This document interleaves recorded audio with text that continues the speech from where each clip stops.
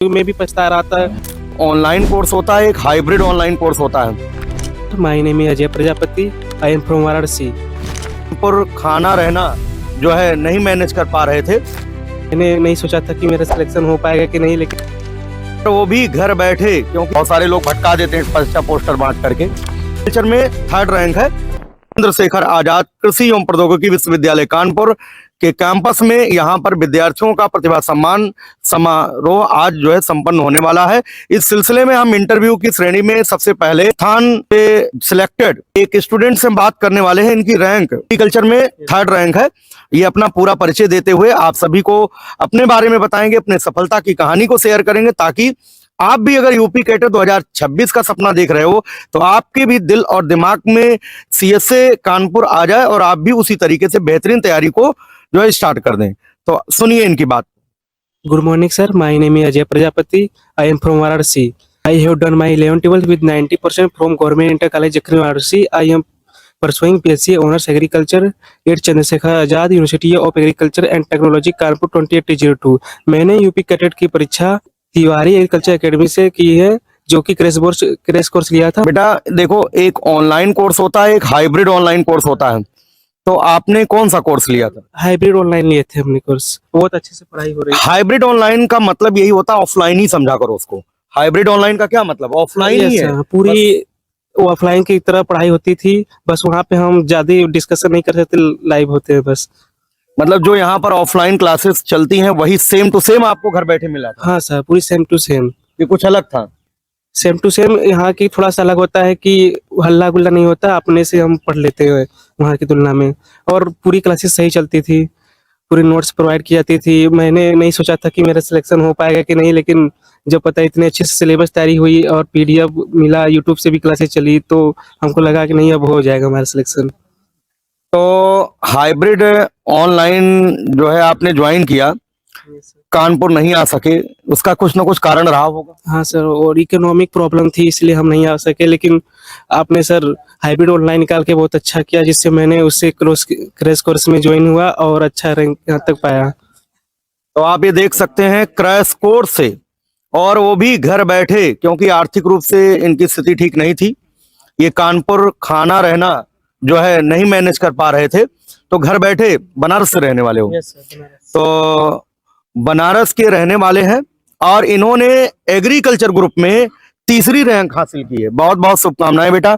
और क्या एकेडमी के बारे में और क्या कहना चाहोगे? यहाँ के सभी सर सर्वश्रेष्ठ सर है, क्योंकि मैंने देखा अब कि अभी तक ऐसे सर नहीं मिले एग्रीकल्चर में जो तिवारी एग्रीकल्चर के एकेडमी में मिले हमको। यहाँ पे कोई सर एक विषय के टीचर नहीं है, लगभग कंबाइन सर पढ़ाते हैं।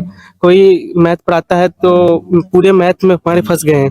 अब तिवारी सर ही फिजिक्स के साथ साथ केमिस्ट्री का लगभग 40% भी कवर करा दिए थे क्रैश कोर्स में हमारे। अच्छा ये बताओ बेटा कि जैसे जो बच्चे इंटरमीडिएट में रहते हैं और तिवारी एग्रीकल्चर एकेडमी के यूट्यूब चैनल से पढ़ते हैं, क्या उनको क्रैश कोर्स में आने से फायदा मिलता है?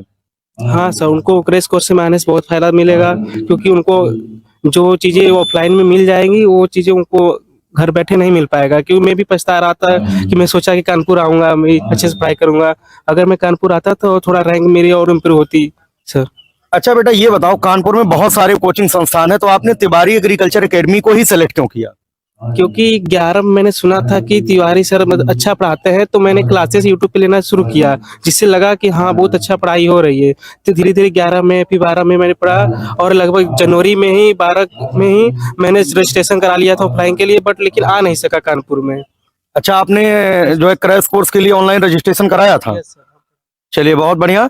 तो ये बताइए, क्या जो है आपने और भी संस्थान को देखा होगा, और भी संस्थान के टीचर्स को पढ़ाते हुए देखा होगा, और तिवारी एग्रीकल्चर एकेडमी के टीचर्स को आपने पढ़ाते हुए देखा, पढ़ा और सिलेक्ट हुए, तो क्या बाकी कोचिंग संस्थान के जो टीचर्स हैं और तिवारी एग्रीकल्चर एकेडमी की जो टीम है, डिफरेंस है? हाँ सर, बिल्कुल डिफरेंस कर सकते हैं, क्योंकि मैंने बाकी कोचिंग के भी यूट्यूब देखे, लेकिन वहाँ पे उस तरह से पढ़ाई नहीं हो पाती थी। जनरल प्रश्न को ही जैसे उसी को एक लंबे समय तक पढ़ाई हो रही थी, लेकिन यहाँ पे डिफरेंट तरीके से पढ़ाई होती है, मैं इसको मानता हूँ। तो बच्चों, आप ये इनकी बात आपने सुना, और जाहिर सी बात है इनके रैंक को देख करके समझ में आता है कि जो है मतलब इन्होंने कुछ हट करके काम किया है। तिवारी एग्रीकल्चर एकेडमी से इन्होंने जो है जुड़ करके पढ़ाई तो की क्रैश कोर्स, लेकिन मुझे लगता है इन्होंने 11वीं और 12वीं भी मेहनत से तिवारी एग्रीकल्चर एकेडमी के यूट्यूब प्लेटफॉर्म से की होगी। 11वीं 12वीं में प्लेटफॉर्म से किया था और प्लस साल पे स्टडी हमारा था, दोनों अच्छे से, हमारा दोनों में 90% था।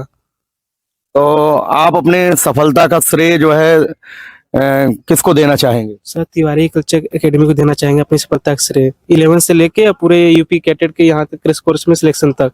जो बच्चे बनारस के आपको सुन रहे हैं उनको क्या कहना चाहोगे? बहुत सारे लोग भटका देते हैं पर्चा पोस्टर बांट करके। सर हाँ सर, स्कूल में अलग अलग तरीके से कोचिंग के आते हैं, प्रचार करते हैं, कहते हैं कि हमारे कोचिंग में ये होगा, ऐसे करोगे, पैसे कम लेंगे, लेकिन मैं मानता हूँ कि थोड़ा सा यहाँ पैसे ज्यादा है, लेकिन पूरी सुविधाएं मिल रही है, क्योंकि हमारे दोस्त गए थे ऐसे से बता रहे हैं। तो मैं यही कहना चाहूंगा, जो हमारे स्कूल के, हमारे डिस्ट्रिक्ट से जो लड़के आ रहे हैं, तो तिवारी एग्रीकल्चर एकेडमी जरूर ज्वाइन करें, क्योंकि यहाँ पे डिफरेंट तरीके से पढ़ाई होती है, सिलेक्शन भी ज्यादा ही सबसे होती है। बेटा ये होता है, जैसे मान लीजिए जो भी फीस ली जाती है उसका पूरा पूरा उपयोग कराया जाता है। बाकी लोग ना फीस लेते हैं ना उपयोग कराते हैं, सिलेक्शन हो नहीं पाता है। हम क्या करते हैं, जो पैसा आपसे लेते हैं उसका उपयोग कराते हैं और आपका सिलेक्शन हो जाता है। तो बहुत बहुत शुभकामनाएं, खूब सारी बधाइयां, ठीक है। बाकी जो है और आगे अच्छा करते रहिए, ये शुभकामनाएं। Thank you.